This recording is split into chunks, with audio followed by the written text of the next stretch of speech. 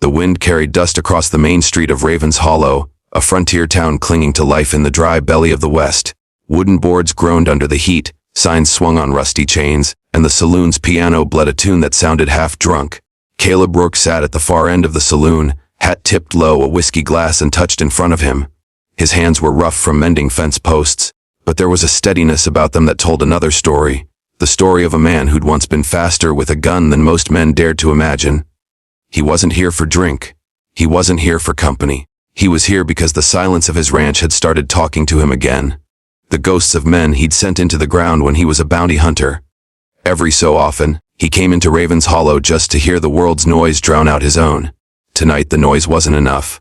The saloon doors banged open. Two men stepped inside, dust still on their boots, spurs jangling like chains. They were members of the Black Vultures, an outlaw gang whose name carried the taste of iron and blood.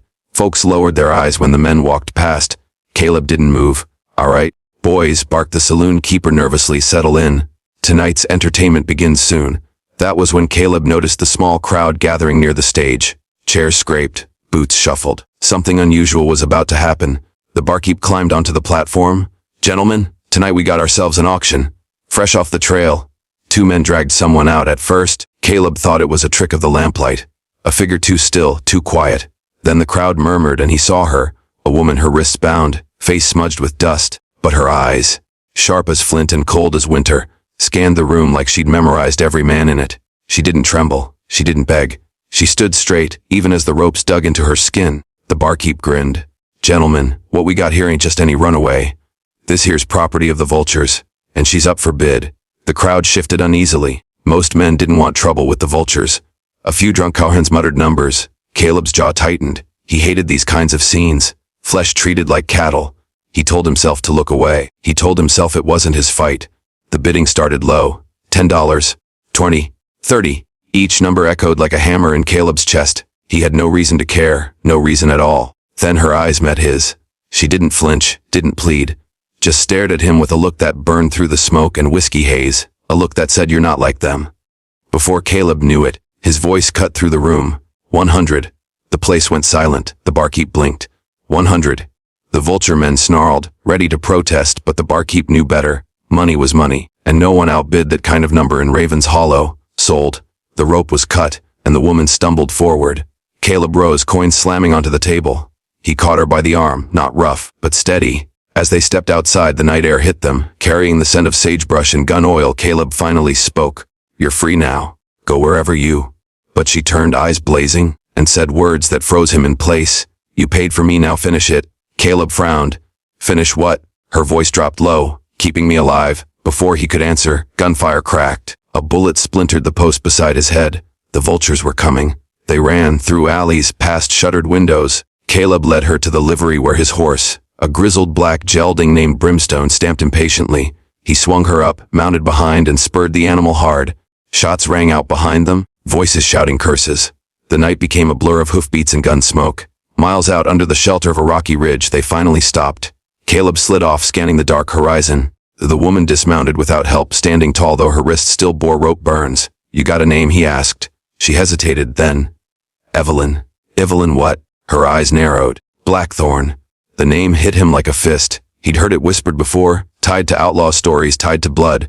"You're running from them?" Caleb said slowly. "No," she replied, fire in her voice. "I'm ending them. They camp by a creek, Brimstone grazing nearby." Evelyn cleaned her cuts while Caleb kept his revolver close. He didn't trust her, not fully, but there was something in her steel that he respected. Finally he asked, "What did you mean back there? About finishing it?" Evelyn stared at the flames, voice flat.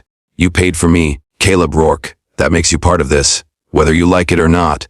"And what exactly am I part of?" She met his eyes. "A war." The fire popped, sending sparks into the night. By dawn, riders appeared on the horizon, the Vultures. Jonas Pike himself led them, tall, cruel, his smile sharp as broken glass. Evelyn's face hardened. Caleb saw it then, the fear buried deep, under layers of defiance. Jonas raised a hand, voice carrying across the plain. "Rourke, you got something that belongs to me?" Caleb's grip tightened on his revolver. He hadn't drawn in years, but the weight of it felt natural, like it had been waiting. Evelyn's whisper cut through the morning wind. "You don't understand, Caleb. He won't stop, not until one of us is dead." Caleb's eyes flicked to her. "And what's underneath all this?" She turned, her voice breaking for the first time. A secret. One that'll shatter you when you find it. The morning sun, blood red across the plains, and with it came the Black Vultures. Their horses kicked up dust like a storm, their guns glinting in the light. At the front rode Jonas Pike, his long coat black as crow feathers, his grin a scar carved across his face. Caleb Rourke stood with Evelyn at his side, revolver hanging loose but ready in his hand. He hadn't drawn on another man in near 3 years, but the way his body leaned, the way his finger rested near the trigger, it was as if no time had passed at all. "Rourke," Jonas's voice carried, mocking sharp. "You buying women now? Thought you were too good for this game?" Caleb said nothing. His silence was heavier than words. Evelyn stepped forward, fire in her voice. "Jonas Pike, you don't own me anymore." Jonas laughed, low and cruel. "Girl, you think walking out with a has-been gunhawk makes you free? You were born in chains, and chains don't break easy." Her jaw tightened, but her eyes flicked to Caleb. He saw something raw in them, not just defiance but desperation. She needed him. The riders fanned out, circling. Caleb leaned closer to her. "If this turns bloody, you do exactly what I say." She swallowed, nodded. Jonas raised his hand. "Bring her back to me alive. Rourke's bones can bleach under the sun." The first shot cracked, shattering the stillness. The gunfire exploded. Caleb's revolver roared, his movement smooth, instinctive, deadly. One vulture dropped, then another. Evelyn scrambled for cover, but not before she grabbed a fallen man's rifle. She worked the lever with the ease of someone who had held a weapon before. Bullets tore through the air, splintering rock, ripping bark. Caleb moved like he was born for it, rolling, firing, never wasting a shot. Brimstone, his horse, reared and bolted toward safer ground. Jonas shouted, "Hold your fire! I want him breathing." But Caleb wasn't theirs to take. He pulled Evelyn behind the rocks. She was breathing hard, a thin line of blood marking her cheek where a bullet had grazed. "You fight like you've done this before," Caleb muttered. Her eyes didn't waver. "I told you, I'm not running. I'm ending them." By noon, the fight turned into a chase. Caleb and Evelyn fled through canyons, the vultures always a shadow behind. They stopped at Dry Creek, where Sheriff Amos Clay's office stood, a squat building in a town half as scared as its lawmen. Clay stepped out, rifle in hand. His beard was gray, his eyes weary, but he still carried himself like a man who hadn't quit, not fully.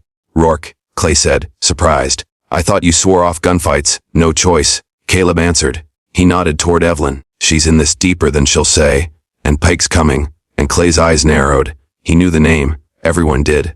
"You brought trouble, Caleb." "But hell, trouble's already been here." He spat in the dirt. "You got maybe an hour before they ride in.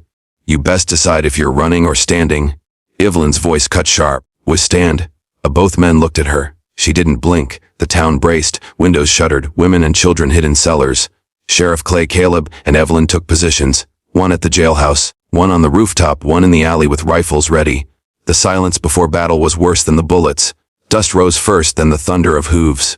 The vultures came like a swarm. Jonas Pike rode at the center, calm as a man on Sunday stroll.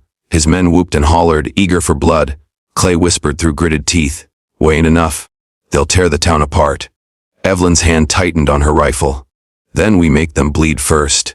The shootout that followed burned itself into the memory of Raven's Hollow. Gunfire cracked off walls, glass shattered, horses screamed. Caleb moved with deadly grace, every shot counting. Clay fired from the rooftop, his old hands steady as stone. Evelyn fought like a woman possessed, her hatred fueling every bullet. But the vultures were many. Clay went down first, shot through the leg. Caleb dragged him into cover, but in doing so he took a bullet across the ribs. Pain tore through him, hot and searing, but he gritted his teeth and stood. Jonas Pike rode straight into the center of town, dismounting slow, deliberate. His boots struck the dust with the weight of a man who thought himself untouchable. He called out, "Evelyn Blackthorn, come out, girl. Time to come home." Evelyn stepped into the street, rifle in hand. Her face was pale, but her voice was steady. "I'm not yours, Jonas." "Not anymore," Jonas chuckled. "You always were fire. That's why I kept you alive. But you forgot something." His smile widened. "Tell him, Evelyn. Tell Rourke the truth." Caleb's eyes narrowed. "What truth?" Evelyn's voice faltered. Jonas barked a laugh. "She's no victim, Rourke. She was one of us. A vulture, my right hand." The words hit Caleb harder than any bullet. He stared at Evelyn. She shook her head desperately. "I was a prisoner." Jonas cut in. "Prisoner, you led raids. You pulled the trigger same as me. Ask her about the burning of San Diablo. Ask her how many children screamed that night." Caleb's stomach turned cold. He saw it in her eyes. The guilt buried deep. She wasn't innocent. She wasn't the woman he thought he'd saved. "You paid for me," she whispered hoarsely. "Now finish it, end him. End me if you have to. But don't walk away." The street went silent. Dust swirled. The town watched from behind doors, holding breath. Caleb stepped into the open, blood seeping through his shirt. His revolver hung at his side. Jonas grinned, hand hovering near his gun. "You really want this, Rourke?" Jonas taunted. "Last man standing takes the girl." Caleb's voice was low, steady. "No, Jonas. Last man standing buries the past." The world narrowed to 2 men. The duel was seconds away. Jonas moved first, quick, sharp, but Caleb was faster. His revolver thundered once and Jonas' pike staggered, eyes wide, before crumpling into the dust. The vultures froze. Their leader dead, their fire drained. One by one they turned their horses and rode out, leaving silence behind. Evelyn stood trembling. Tears carved through the dirt on her face. She dropped her rifle, knees buckling. Caleb caught her before she hit the ground. "You should hate me," she whispered. Caleb's voice was rough. "Hating you won't change what's done." She buried her face against his chest, sobbing for the first time. He held her not as a savior, not as a judge, but as a man who knew broken souls when he saw them. Sheriff Clay, wounded but alive, limped over. He looked at Jonas's body, then at Caleb and Evelyn. What now? Caleb lifted his eyes to the horizon. The west stretched endless, unforgiving, but maybe, just maybe, there was room for something beyond blood. "We ride," he said simply. Evelyn wiped her tears, standing beside him. Together. Caleb nodded. Together.